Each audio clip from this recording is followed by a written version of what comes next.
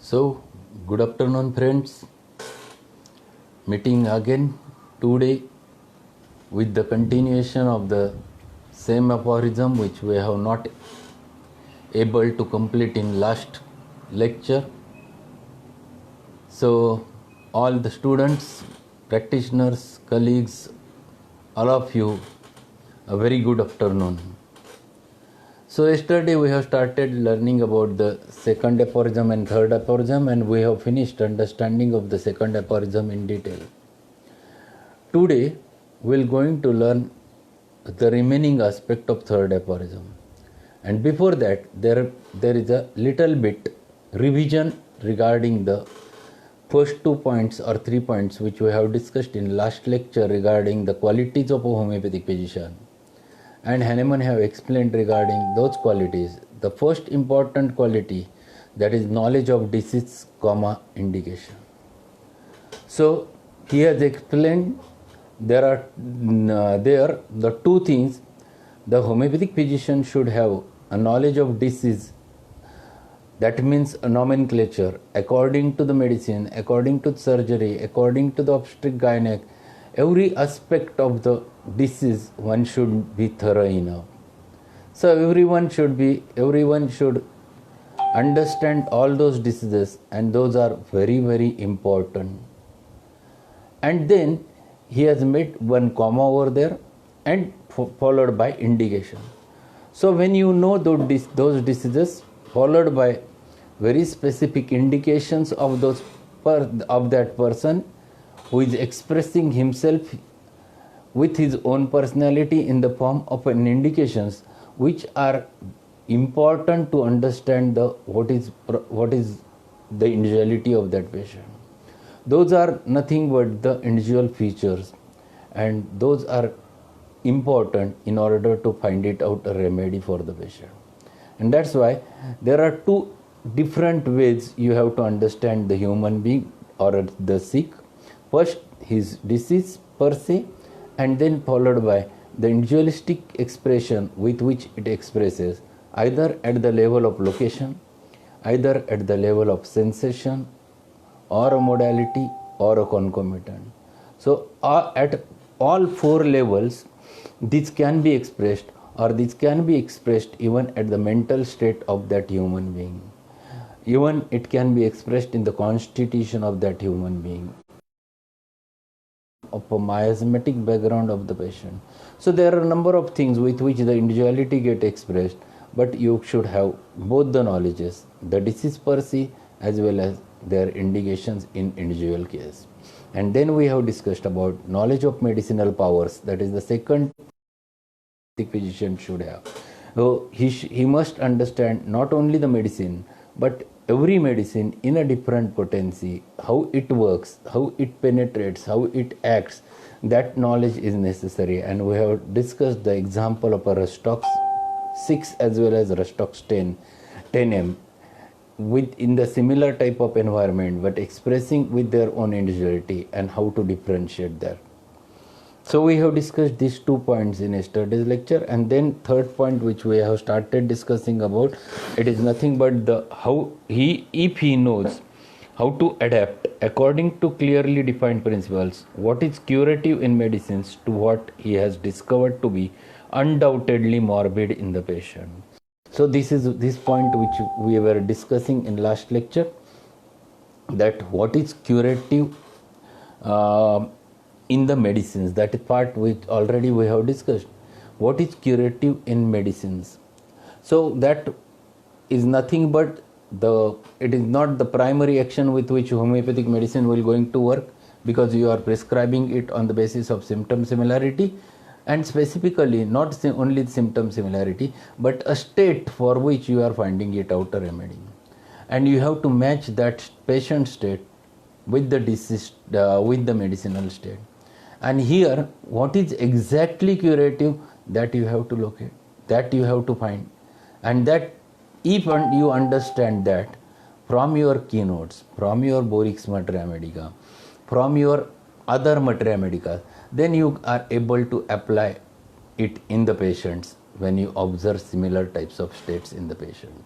And that's why the first part one must need is nothing but the what is curative in the medicine to what he has discovered to be undoubtedly morbid in the patient. So what is undoubtedly morbid? So what is exactly the disease that one should understand? So disease is not the malaria, disease is not the typhoid, disease is not the tuberculosis, but what is exactly the thing which is responsible to give rise to the typhoid? What is that disease state which is able to give rise to malaria or a tuberculosis? That specific state you have to find it out. You have to match that. You don't have to match directly a malaria and malaria medicine like an old school or allopathic treatment. There is no treatment for malaria in homeopathy. There is a treatment for a person who is suffering from malaria. There is a treatment for a patient suffering from typhoid, not for typhoid. Because you have to find it out what is that specificity with which patient is expressing, with which patient is having his individuality, and that we have to find it out. So here you have to match these two states and accordingly you have to prescribe. So that recovery must ensue. And then he explained to adapt it as well in respect to the suitability of the medicine most appropriate according to its mode of action to the case before him. He has used very specific word, most appropriate. Why most appropriate? Because that is what you have to look for. In fact, that is the most important thing you have to look for. That you, yes, 100% simillimum, to get 100% simillimum is a very difficult task. It expresses through the totality of the symptoms. It expresses through the through his state with the help of symptoms. But ultimately, every time it is not possible that you will get 101%. Everything is very close to remedy and patient's state. There might be a few features which you cannot get. So when you try to apply this simillimum, number of times it happens that there is a remedy there are remedies which you find it out they are most appropriate. So there is a list of 3 or 4 remedies.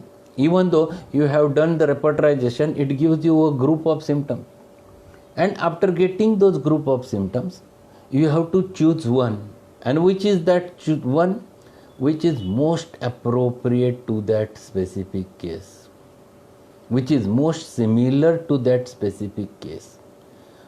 And this is what is he termed by the name of the choice of the remedy, the medicine indicated. यालाच त्याने काय म्हटले? This is what he is called the choice of the remedy and the medicine indicated. So here you have to do first a choice. If you use the method of repertorization, you get a choice of 4-5 remedies which are similar, which are the result of repertorization, out of which you have to make a choice of one specific which is most appropriate to the case. See, first he has explained knowledge of disease, indication, then he has explained knowledge of medicinal powers, and then he is expressing how to adapt this process of applying the knowledge of medicinal powers to the deceased patient with his indications. And this knowledge gives you specifically the choice of the remedy.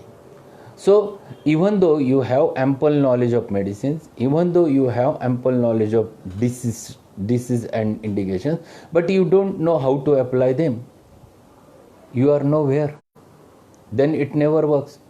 Then it never treats the patient, or you are not able to come to a very perfect remedy, because you cannot come to the conclusion if you don't have the knowledge of applying this practical thought. And this is what one must understand, that choice of the remedy, the medicine indicated, is very important for this knowledge is very important for homeopathic physician. See, we have learned first knowledge of disease, indication, second knowledge of medicinal powers, Number 3, the adaptation process of understanding the patients, understanding the medicines both, and then most important, that the choice of the remedy, the medicine indicated. This is not only sufficient. What he says ahead, that is more important. As also in respect to the exact mode of preparation and quantity of it required. Exact mode of preparation. This is too important to understand. This is too important to understand. So, one should not forget this, that it is not only the choice of the remedy, but what is important? It is very important that choice of the remedy, after choice of the remedy, you have to find it out exact mode of preparation, how you will going to prepare the medicine. This one should not forget. How you can prepare the medicine. If you don't have, you have a medicine, but how to prepare and how to give it to the patient. If you don't know that, how can you apply? And every time you will not going to prepare your medicine. You should have that much of staff, so that that staff can give rise to, or that staff be able to prepare the medicines accordingly. Number of times your number of practitioners doesn't know how much medicine should be poured in the bottle which is filled up with globules. So this is too important. So you hear the knowledge of pharmacy is too important for you. So unless and until you have that proper knowledge, you cannot utilize. So if you are preparing, for example, you have belladonna 200 dilution, you have globules of also you have a bottle, but you don't know how much drops should be added. Number of times I used to ask this question to the students, and they explain, sir, 2 drops, sir, 5 drops, sir, 3 drops. This is not the answer. What is the answer? You have to pour those drops with typical cork. Actually initially there were glass bottles with a cork, and that when you put it in a specific angle of 45 degrees, it drops. When it drops, it is called as a minimum, and till it reaches and touches everything, till it comes to a base, you go on pouring it in with every aspect or every side of that bottle, so that when it reaches the base, you have to stop. So this is what you have to understand. So exact mode of preparation. Then question, how to prepare a dose, that is also a question. So you must able to understand that there should be a sugar of milk. You have to pour the globules which are already medicated in that sugar of milk, and then you prepare the dose and it should be given to the patient. Why it should be poured in the sugar of milk? The reason behind that is that when you give it directly, number of times it touches the paper, and sometimes it happens that the properties of the medicine, which is already minimum quantity, can be lost because of that paper. So if you put it in sugar of milk and then you put a globules over there, it works. You can keep it for longer time of duration in a safe manner. So it is not only just finding it out, this knowledge is sufficient, that remedies you have found it out, but ultimately mode of preparation of the medicine. The mode of preparation of 50 millisimal scale, that is also important. When you have to give the 50 millisimal scale medicines to the patient, that also you have to give it in a proper manner. 50 millisimal scale, generally I used to use it, I have tried it more practically, and I used to give it in a simpler manner. The method which is explained by Hahnemann is little bit difficult, and which it is difficult to teach to the patients. And patient, if it is not simple, patient avoids taking it. And same thing happens when they take the Ayurvedic treatment. The mode of preparation, it is quite difficult number of times, and that's why they avoid taking the allopathic medicine. When you give homeopathic medicines, you must make it so simple for the patient, it can be easily utilized. So 50 millisiemel scale, when I am using LM1, LM2 potency, I used to give either 100 ml bottles for if I want to give it for 4-5 days or 7 days, and if I want to give for 15 days or 1 month, I used to give it in 500 ml bottle. And in 500 ml water, nearly about I used to pour the water around 480 ml and 20 ml of alcohol, and then I put triturated sugar of milk, triturated globule in a sugar of milk. I used to add over there, and I stir it, mix it thoroughly, and I tell that the patient that whenever you have to take 1 TSF, you give 10 strokes, and how to give that strokes, that I used to advise the patient. So if you make it simple in this way, and I used to ask them that you continue it depending upon the situation, either 3 times, 4 times, hourly, whatever it may be, depending upon the pathology. But I always tell that you must give 10 strokes, 10 succussions to this bottle before consuming it. So this mode of preparation plays a very vital role, and one must be thorough enough in mode of preparation.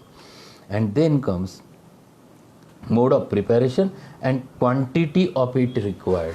Now the question of quantity he has mentioned. So what is the importance of quantity?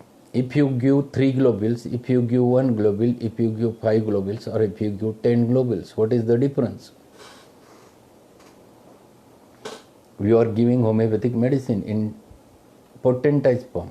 So what will be the difference, or what is the difference? If you give 3, it doesn't matter, it is one and same as you give 5 or 10 or 1. Only thing is that if you give little bit more, 4 or 5, a fixed quantity every time, so patient can understand it has a meaning.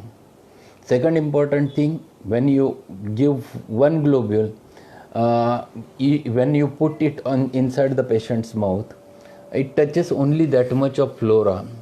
But if you give more than that, the salivation happens to be there, and with salivation it touches a maximum flora. So generally it has been advocated that 4 or 5 globules should be given. But it doesn't mean that one will act in a different manner and 4 or 5 will act in a different manner. It is one and the same. Only thing is that it touches maximum flora of your mouth, and that can act very early. Then how much to repeat? So he has written over there proper dose. So whether to give a single dose, whether to repeat it, whether to continue it, all those things plays a very vital role. This is what one has to understand.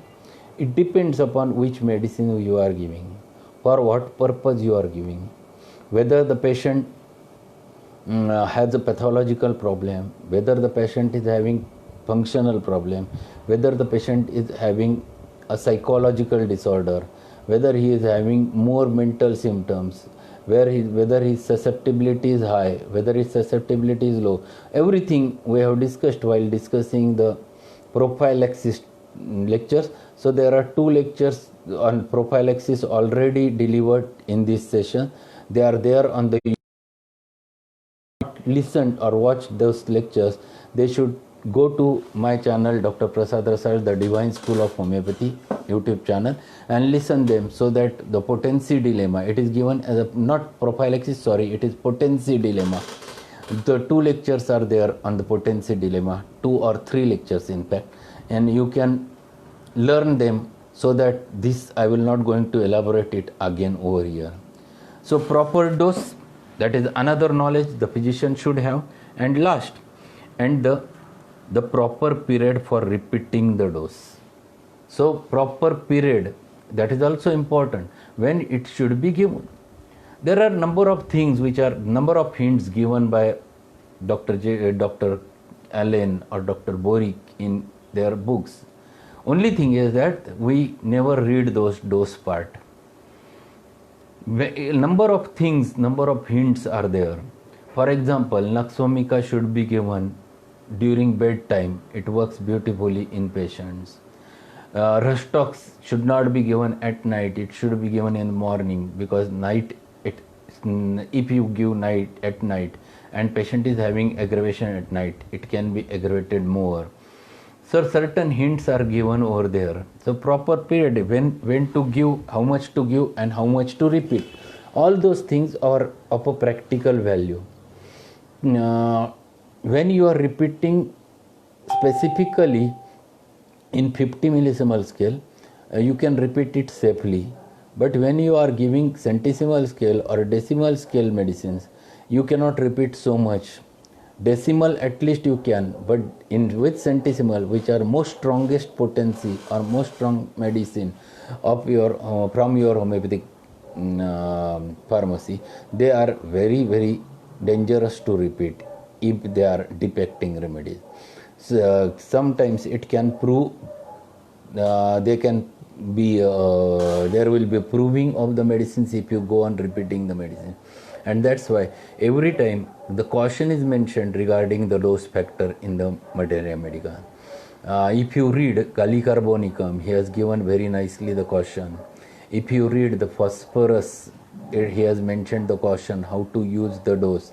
Or if you read Tuberculinum, there are two pages written over the dose by him. All those are practical hints, and those are very necessary to understand. If you understand them properly, you can safely use.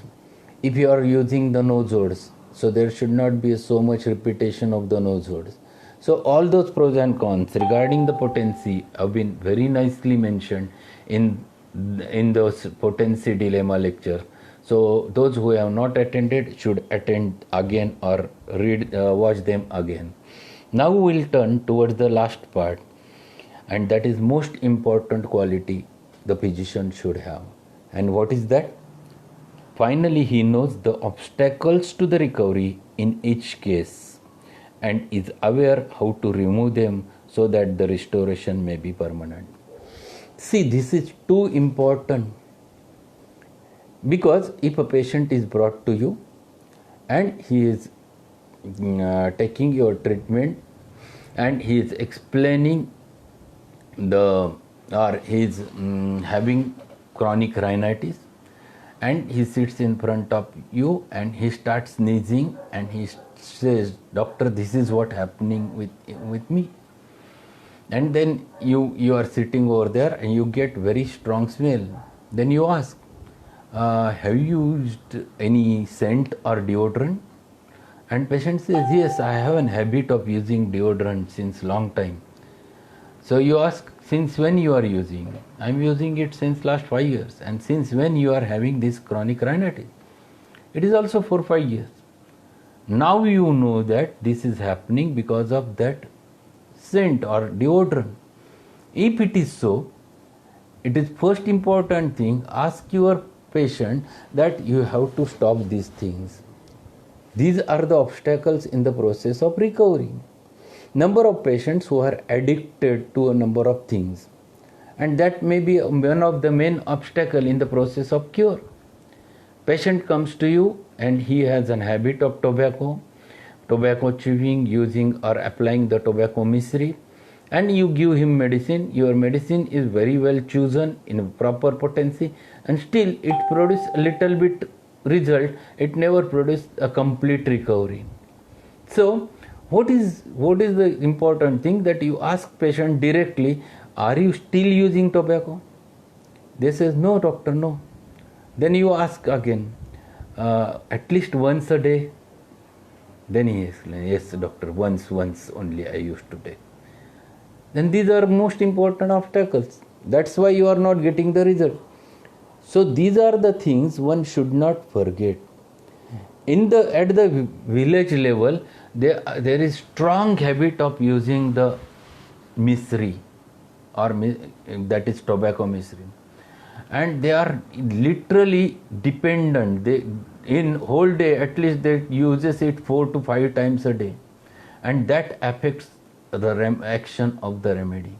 And that's why number of times those who are tobacco chewers, those who are smokers, those who are having the habit of tobacco misery, all those things, in those cases Number of times 1 or 2 doses of the medicines are not sufficient because their susceptibility is suppressed because of it, and that susceptibility you have to arouse with the help of little bit repetition, and you have to ask the patient that this should be stopped by any means. One more thing, there are number of things which you have to find it out, because specifically in allergy cases you can get them. There is one more habit in the people that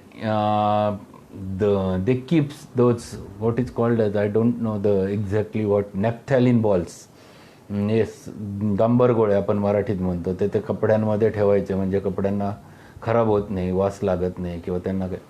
And this is kept over there, and when patient takes dress out and he uses it, he starts getting a problem. Number of times it happens that he can get asthmatic attack, he can get a cough attack, number of times he might get a rhinitis because of them. And when it happens, it is too important that you immediately ask. So you give the chance, you tell them that there are such a things, whether they are present, whether you are using all those things. Those are most important obstacles in the cases. Patient remaining in damp area, in damp cellars, and suffering from rheumatism, suffering from asthma. So a typical psychotic cause behind that ultimately leads as an obstacle in the process of recovery. So there are multiple obstacles. Number of times it might be a situation at the home which might provide or which might act as an obstacle. So you have to discuss number of things. Yes, Dr. Sanjay Jadhav mentioned over there a camphor cubes, which are most important obstacles. People are using it for worshipping the god, and that smoke which is created from it ultimately disturbs the action of your medicines. Or strong smelling bottles. There are number of people who are having habit of using tiger balm. Without that they never gets a sleep. Those tiger balm, Iodex, Amrutanjan, Vicks, these are most important obstacles in the process of recovery. Number of students, in order to hide the smell of sweating, they use different types of sprays that affects. Yes, coffee is one more. Caffeine is dangerous. We used to take the coffee in order to provoke the ideas, but coffee ultimately ends with a lot of dullness. Number of times in sensitive patients it can produce its proving also. So there are number of things which acts as an obstacle in the process of recovery, and that is most important knowledge the physician should have. So when he deals with the patient, he must know what are the obstacles in such types of diseases, whether he has taken the history of that, whether it is associated with the patient, and if it is there, first he has to remove that, and then he has to treat the patient. See how many knowledges he has mentioned over there: the knowledge of disease, indication, the knowledge of medicinal powers, then third, the choice of the remedy, the medicine indicated, then the proper dose, then the repetition of the dose, and then proper period of using that dose, and lastly, that but not least, is the obstacles in the process of recovery. So this one should not forget. If he understands all those things, then he can become a true practitioner of healing art. Now we'll compare all those aphorisms and then with the practical part of the Organon. The first knowledge of disease, indication. From where it starts. If you open it from your Organon, the practical part from aphorism number 72 to 81, 82, this has been related with the knowledge of diseases, the classification of diseases. Then onwards, it has been related with the understanding the case, that is case taking from aphorism number 82 to 105. So that is first part. First part knowledge of disease is given till the aphorism number 82. 82 onwards it has been given till 104. It has been given with the case taking, mode of case taking. So understanding the indications of the patient.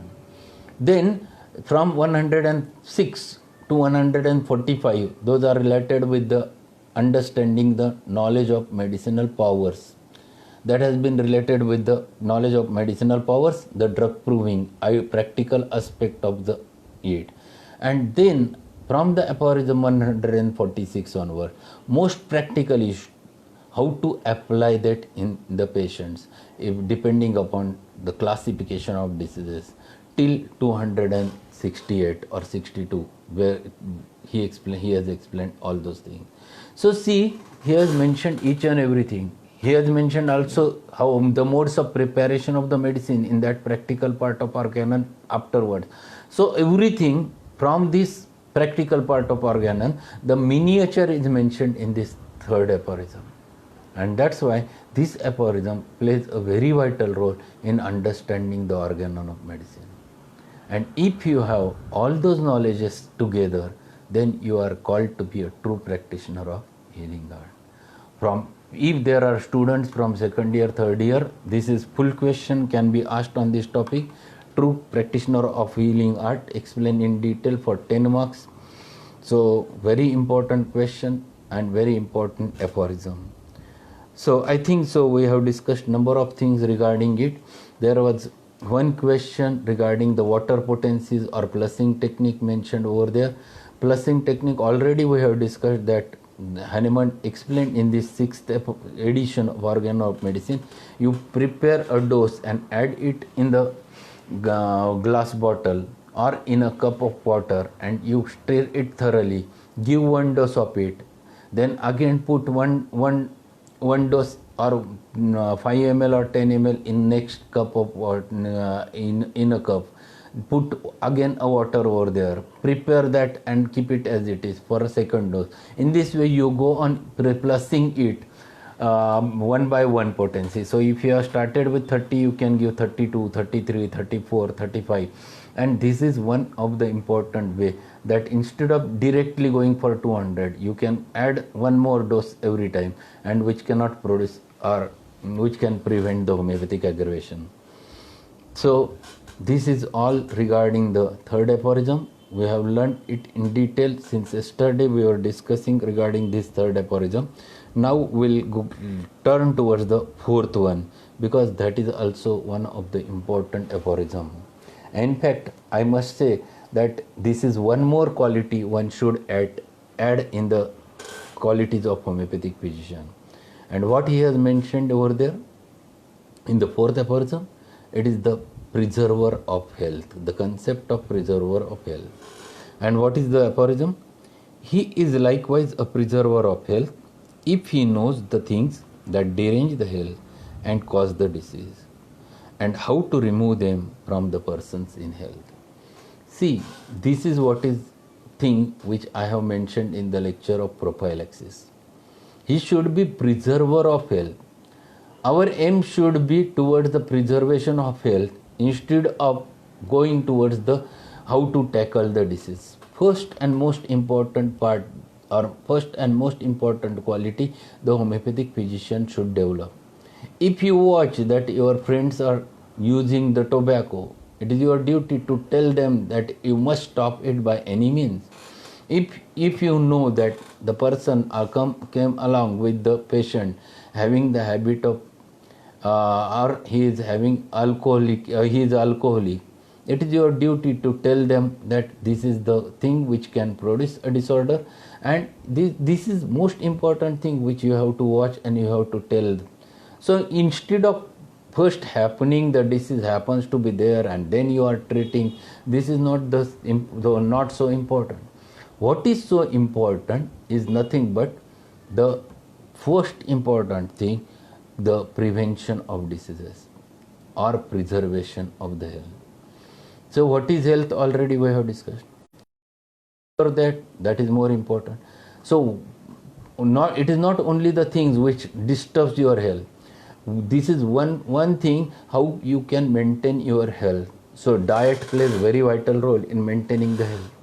So you must know the ideal diet. You must know the diet according to the diseases. You must understand what are the factors in the diet can affect and produce a disease. If there is a patient who comes to you for certain disorder, if you know properly that this is only because of the problems at the diet level, it is your duty to tell him how to follow a proper diet.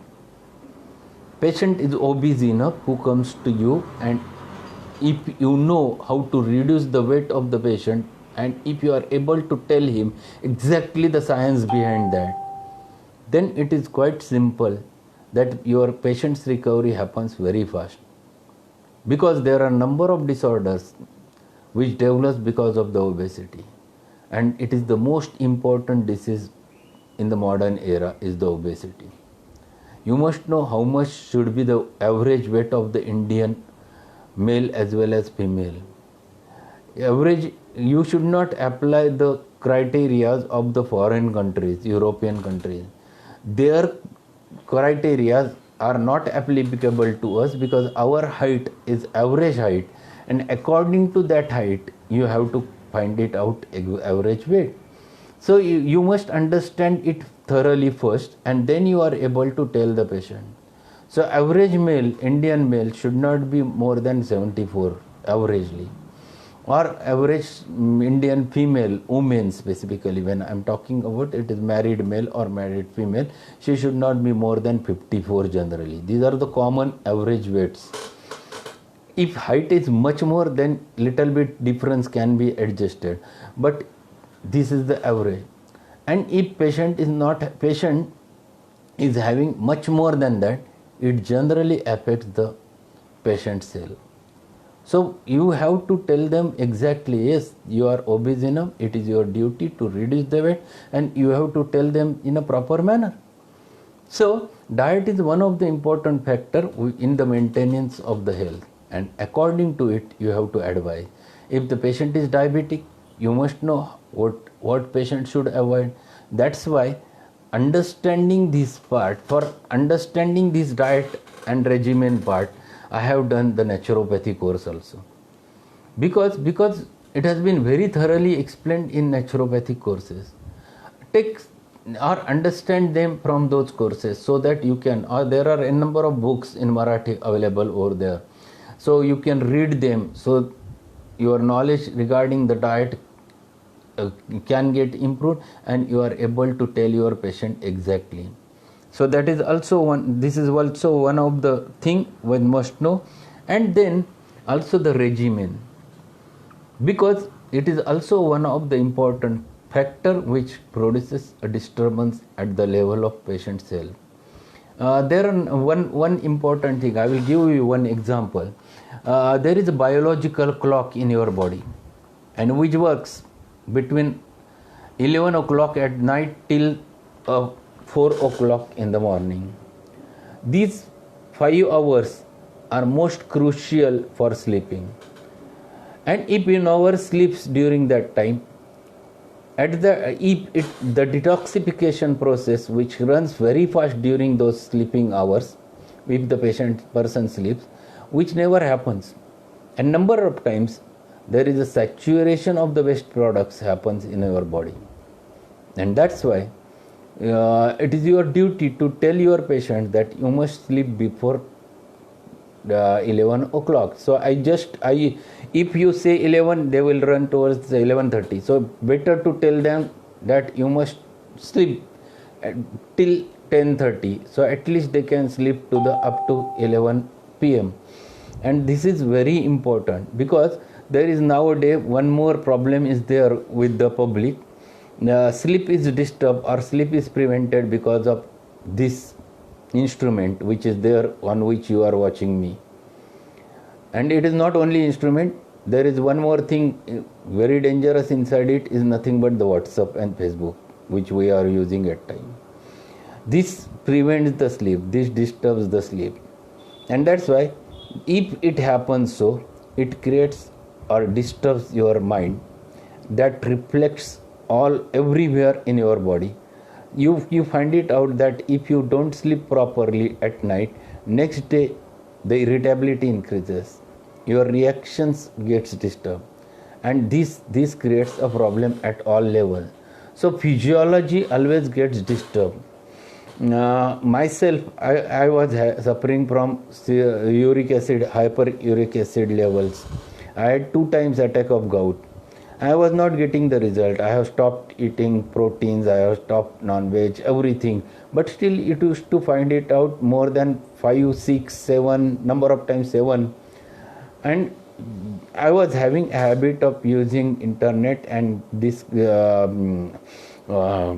reading from net at night and getting something knowledge, or sometimes the foreign patients I used to deal at that specific time. And that's why I was that is the thing which I was doing. What happened? I was not getting answer why my uric acid level is not getting settled. And then when I read about this biological clock, I understood it, and I stopped sleeping late. I stopped. I have started sleeping just around 10:30, and I have started waking up early in the morning at 4:45. And to my surprise, within span of 2-3 months, uric acid level dropped, and it dropped to normal. Generally now it remains between 4 to 5 only. So thereafter I have started eating everything. Still it remains between 4 to 5. See how much important the sleep is. So that is one of the important thing you must tell your patients, that this is a thing, if you maintain, you can preserve the health. So if you get such types of patients, generally the younger generation patients, those have the habit of using those things, that is, they are having the habit of utilizing the mobiles or internet or sometimes TV serials, that is also playing very dangerous roles in kids, especially in children. They used to have a habit of watching the that what you say, their special things on the television, and they get disturbed. This creates a lot of disorder. So see, preservation of the health, it is not only just an obstacle in the process of recovery. It is not only the habits which comes. Habit is a very important word. So all students know that if you remove H, a bit remains. If you remove A bit remains. And if you remove B, it remains. That is what is called as a habit. Yes, habits are very important. If you observe any patient is having, or any patient's relative is having the habit of using all those things, might be misery, tobacco, smoking, drugs, alcohol, you know that these are the things which are responsible to produce a disorder. Number of times they can produce specifically the pathological diseases also. They are even carcinogenic also. So these are the things which, if you observe in the patient or patient's relative, it is your duty to ask them to stop. But when you will say or tell to them, when you have a right, of telling the patient regarding this, if you don't take them, that is too important. Because I have seen that number of doctors, they themselves smokes, and they tell the patient, you don't smoke. How can it be? It happens. Patient follows you if you follow what you will going to say. If you are following, then patients follow. And that's why it is too important to understand those by yourself and then apply those in the patient. So there are a number of things which you know. So it is not only those habits which are responsible. It is diet and daily regimen which is very, very, very essential. And that's why on my case paper, when I used to take the personal history, after appetite and thirst, I have added whole sentence, and there I used to write the daily routine. And I start when he wakes and when he sleeps, the whole process, whole day, how he eats. at what time he takes breakfast, or what are the things which he used to use over there. All the things I used to use. And what is there? Number of patients are having the habit of surname. Whole day, nowadays in quarantine period, see how much weight is increased of your patients.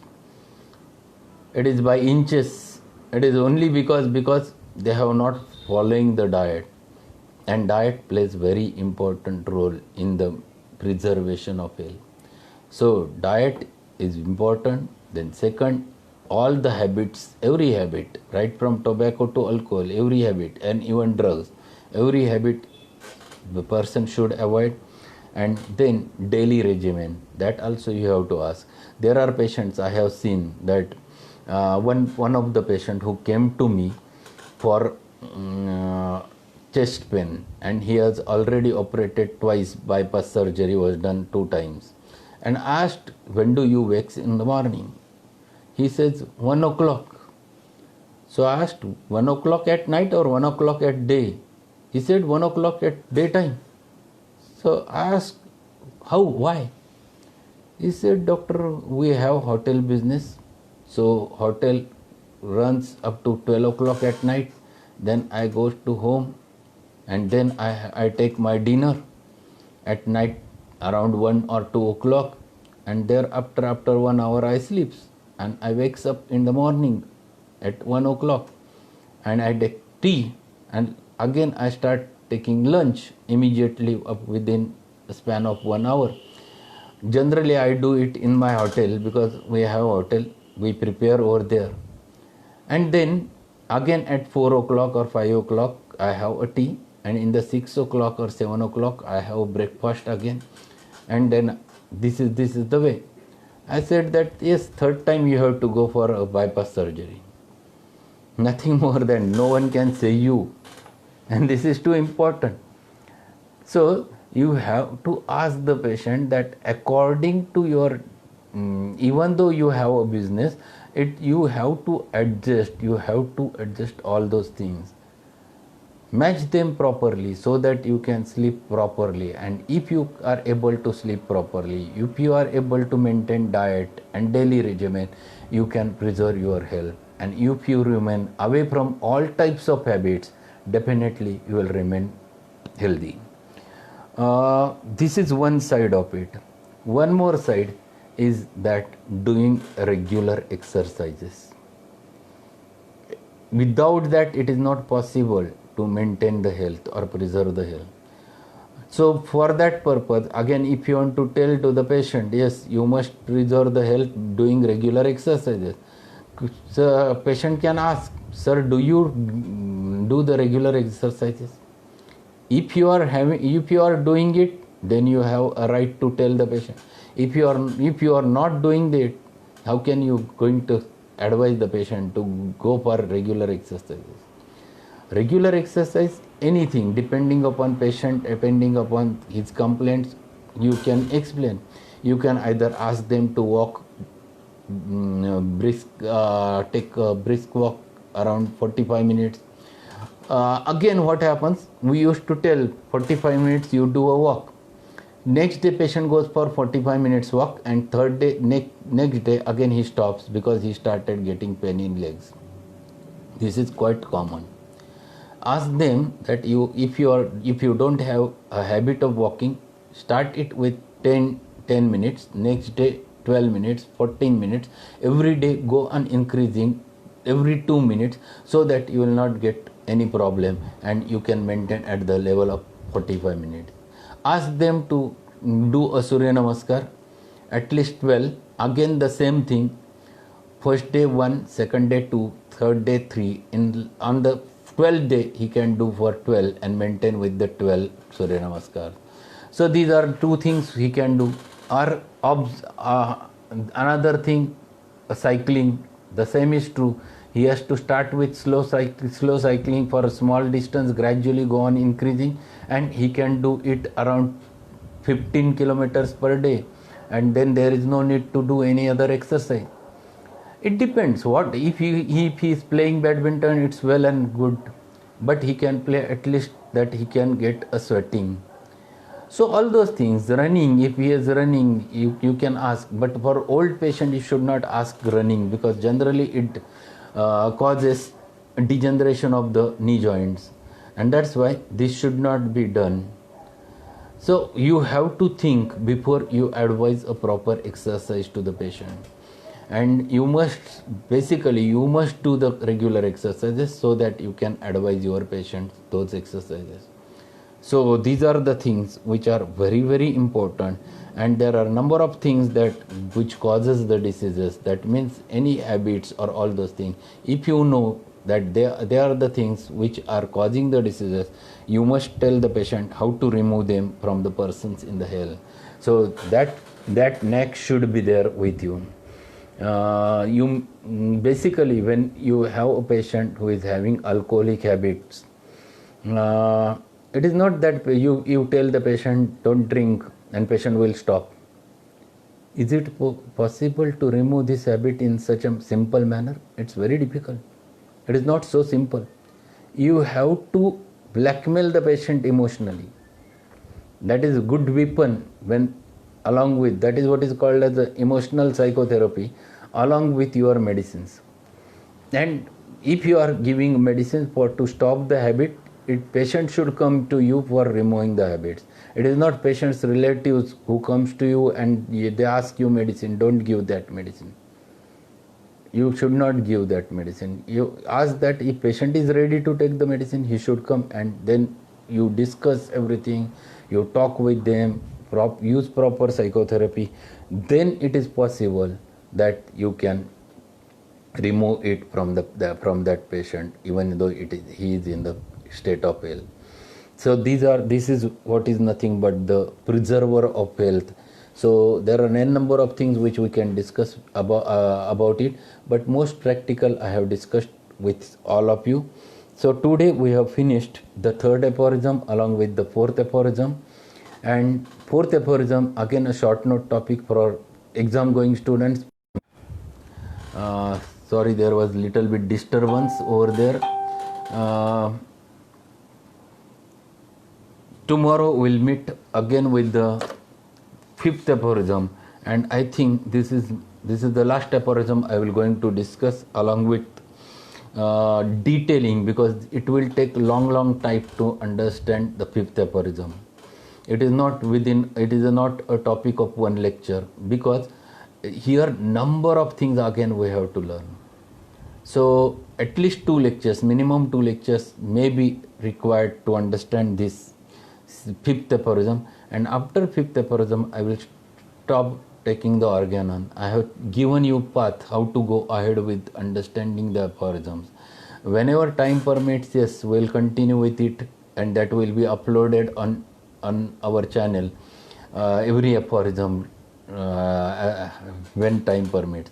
Again we'll turn towards something practical after completing the fifth aphorism. We have learned the materia medica, how to go with the sources of materia, different source books of the materia medica. We have learned different aspects of understanding materia medica. Then we have turned towards Organon of Medicine, and we have learned how to understand the Organon. So now you know that Organon is not a boring subject.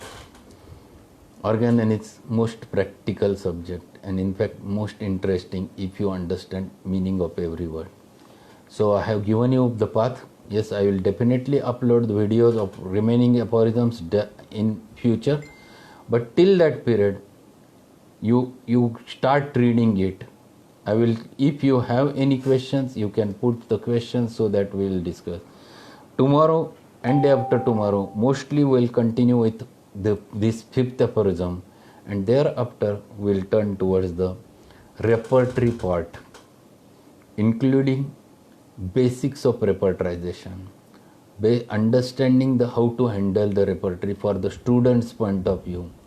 And if you are able to handle the repertories, we'll start with Kent's, not with any big repertory, and then we'll understand how to understand a mental rubrics of the patient. That will be very useful for every student. if you get familiar with the repertory. So all three subjects which are essential in the homeopathic practice, that we would have revised in this lockdown period, and that indicates, that itself gives you a lot of confidence that you can do homeopathic practice in future. So thank you listening me since last 1 hour, and we have finished all those things. Tomorrow be there at 2:30 without fail for learning the fifth aphorism, most important aphorism from your Organon of Medicine. So thank you very much, and ask your friends to be there on Facebook Live daily at 2:30 till lockdown period is going on, so that you can learn all those homeopathic things. Thanks once again.